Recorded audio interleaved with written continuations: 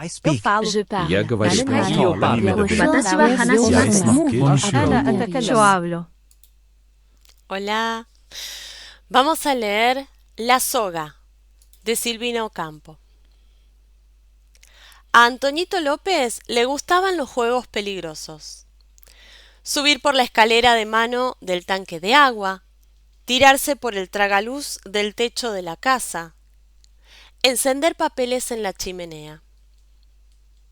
Esos juegos lo entretuvieron hasta que descubrió la soga. La soga vieja, que servía otrora para atar los baúles, para subir los baldes del fondo del aljibe y, en definitiva, para cualquier cosa. Sí, los juegos lo entretuvieron hasta que la soga cayó en sus manos. Todo un año de su vida de 7 años, Antoñito había esperado que le dieran la soga. Ahora podía hacer con ella lo que quisiera. Primeramente hizo una hamaca colgada de un árbol. Después un arnés para caballo. Después una liana para bajar de los árboles.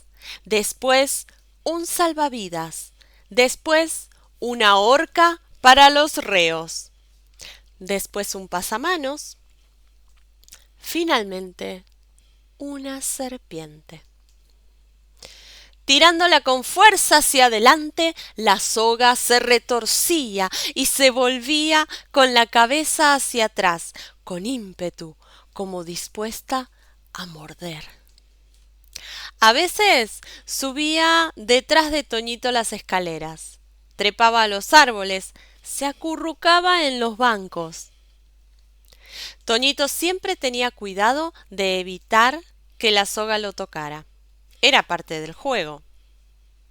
Yo lo vi llamar a la soga como quien llama a un perro, y la soga se le acercaba, a regañadientes al principio. Luego, poco a poco, obedientemente. Con tanta maestría, Antoñito lanzaba la soga y le daba aquel movimiento de serpiente maligna y retorcida que los dos hubieran podido trabajar en un circo. Nadie le decía: Toñito, no juegues con la soga. La soga perecía tranquila cuando dormía sobre la mesa o en el suelo.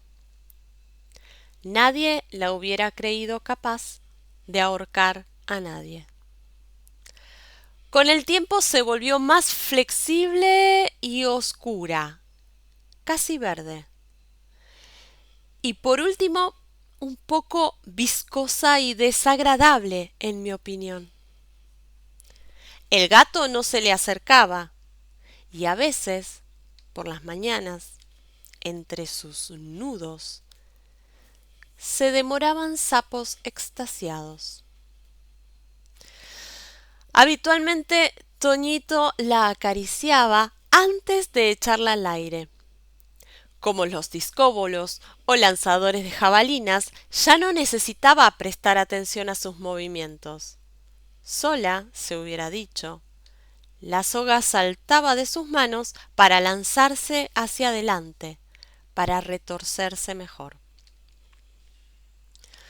Si alguien le pedía: Toñito, préstame la soga, el muchacho invariablemente contestaba: no.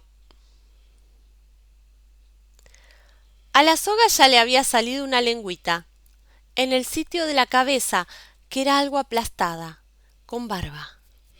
Su cola deshilachada parecía de dragón. Toñito quiso ahorcar un gato con la soga. La soga se rehusó. Era buena. ¿Una soga de qué se alimenta? Hay tantas en el mundo, en los barcos, en las casas, en las tiendas, en los museos, en todas partes. Toñito decidió que era herbívora. Le dio pasto y le dio agua. La bautizó con el nombre de Prímula. Cuando lanzaba la soga, a cada movimiento decía: Prímula, vamos, Prímula. Y Prímula obedecía. Toñito tomó por la costumbre de dormir con Prímula en la cama, con la precaución de colocarle la cabecita sobre la almohada y la cola bien abajo, entre las cobijas. Una tarde de diciembre, el sol, como una bola de fuego, brillaba en el horizonte, de modo que todo el mundo lo miraba comparándolo con la luna, hasta el mismo Toñito cuando lanzaba la soga. Aquella vez la soga volvió hacia atrás con la energía de siempre y Toñito no retrocedió. La cabeza de Prímula golpeó en el pecho y le clavó la lengua a través de la blusa. Así murió Toñito. Yo lo vi, tendido, con los ojos abiertos. La soga, con el flequillo despeinado, enroscada junto a él, lo velaba. Espero que les haya gustado. Nos vemos. Chau. Yo hablo.